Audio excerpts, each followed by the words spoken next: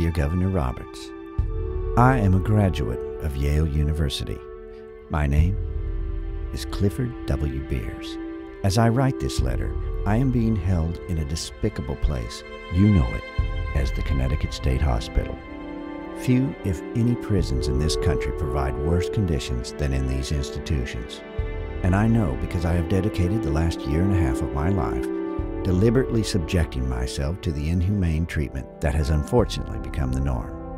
I believe it is important for you to understand that these places must be investigated and reformed. That letter to the governor of Connecticut did make a difference. Clifford Beers was released from the Connecticut State Hospital a short time later and went on to form Mental Health America in 1909. The movement grew, and nearly 50 years later, Mental Health America, formerly known as the National Mental Health Association, commemorated Beers' vision by sending out a call to gather the chains and shackles that had once been used to bind individuals with mental health conditions. These barbarous devices were melted and forged into a glorious bell that would forever ring out hope and victory over mental illness.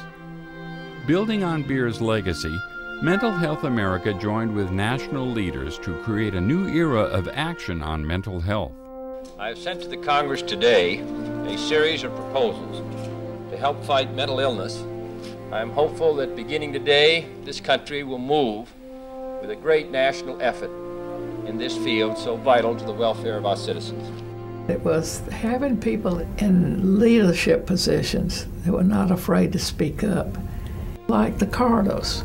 Of course, the President's Commission on Mental Health was a major advance. I think all of that began to converge and became more of a powerful public statement. In the years following, Mental Health America and its affiliates raised awareness of the importance of mental wellness to overall health. I'm Tipper Gore, urging you to learn the symptoms of clinical depression. We began to hone our messages to the general public in a way that they would understand something which intuitively many of them know now, and that is that mental health is important to me. It's important because unquestionably somebody I love has a mental illness. 1 in 5 of us will have one every year. But it's also important because mental wellness has a great deal to do with how you live your life. We're trying to make the awareness, one, people get comfortable with the idea that mental health is a national issue, and two, what that really means in terms of how it affects families and how it affects individuals. Building on groundbreaking work in the States, Mental Health America achieved a milestone in 2008 with the approval of federal parity legislation.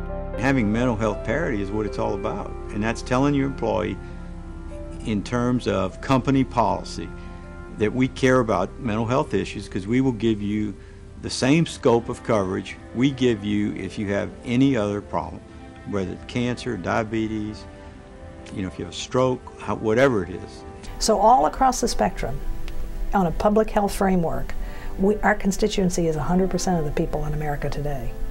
And we are crafting messages to reach them and finding that it resonates. A network of more than 300 Mental Health America affiliates from coast to coast in Hawaii offers innovative programs, crucial services, advocacy, and education. Together, they are improving the health and well-being of millions. I had some pills, had no idea what they were. They were in my car.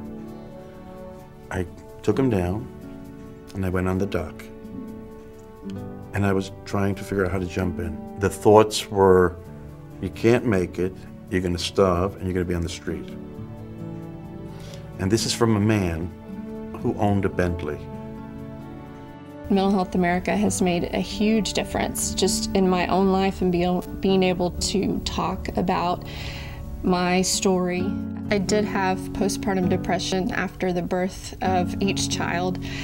After the first child was born, I don't think I recognized the symptoms so much because I didn't know what normal was supposed to be like. If you are a young person and you're dealing with an emotional need, you can't do well academically unless that emotional need is addressed. It's really hard being a teenager these days because a lot of adults don't understand. They think that we don't have anything to be stressed out about. They're like, oh, you don't have anything to be stressed out about. All you have to do is go to school and go hang out with your friends. A lot of parents, they're trying to understand and they really want to understand what's going on in our lives, but they don't. They don't. And so I wish that my parents would have taken me more serious, because maybe if I had been put in counseling when I asked for it the first time, I may not have started cutting myself.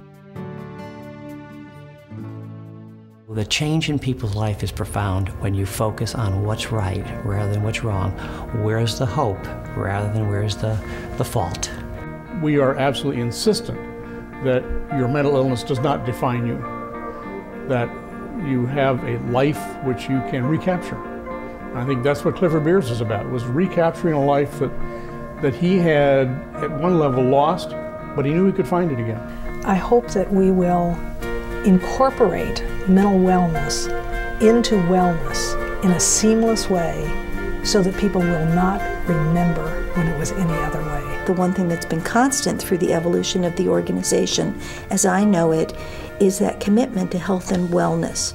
No matter what we call ourselves, no matter how we morph and modernize, we're still about that essential bringing wellness not home to our household, but home to our inner selves. Join us in celebrating 100 years by contributing to fund our vital work into a new century. Work with us and become part of the legacy that has transformed how our country approaches mental health. Help us change minds and lives.